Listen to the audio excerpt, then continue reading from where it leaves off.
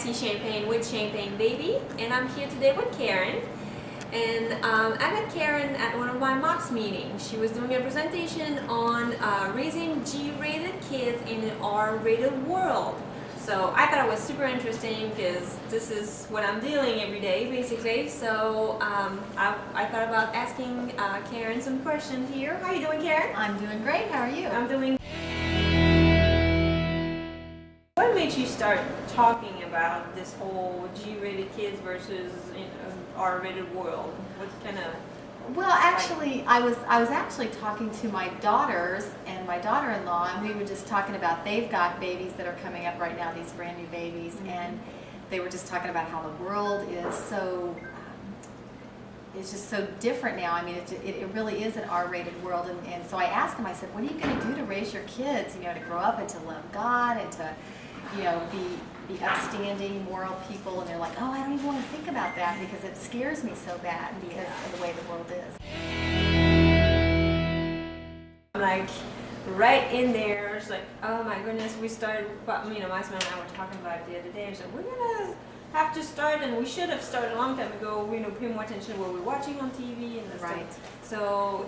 So can you explain a little bit what makes this world R-rated? Let's see what an R-rated kid might look like, or an R-rated world. And so I actually went out to the website and I found what the movie rating people, what they use to determine if it's an R-rated movie. Yeah. And so I found out some of the things are, you know, if you read the little fine print on an R-rated movie, it says, you know, there's a lot of violence and, you know, hard language and sexual things and just lots of abuse and just hard stuff. That makes a movie R-rated. And so I was thinking about our world today, and our world is filled with abuse, and it's filled with you know, sexual innuendos, even in school or in the playground, on television, the movies. Our kids are exposed to all that stuff on a daily basis. And so it's just, to me, I'm thinking it's not many people would question the fact that we have an R-rated world. Do you have any tips on how to fight back with that? Well, actually, How can we raise our kids like?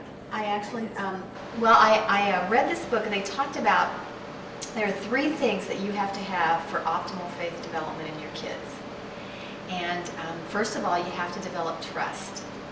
Okay, your kids have to be able to trust you. Second of all, you have to establish reliability. The foundation of their security is going to be on how reliable you are. And predictability was another one. You know, they need to know certain things are going to happen. They need to know that you're going to love them. They need to know you're going to take care of them. And so if you can develop trust and reliability and predictability in their lives, what that's going to do is that's going to help them develop their faith in people, in you, and then ultimately they're going to be able to put their faith in God. So TRP. Yes, that's right. That's right. TRP. That kind of stuff helped me out.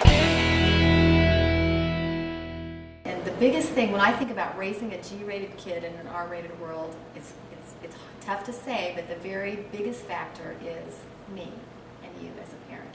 It's the example that we set.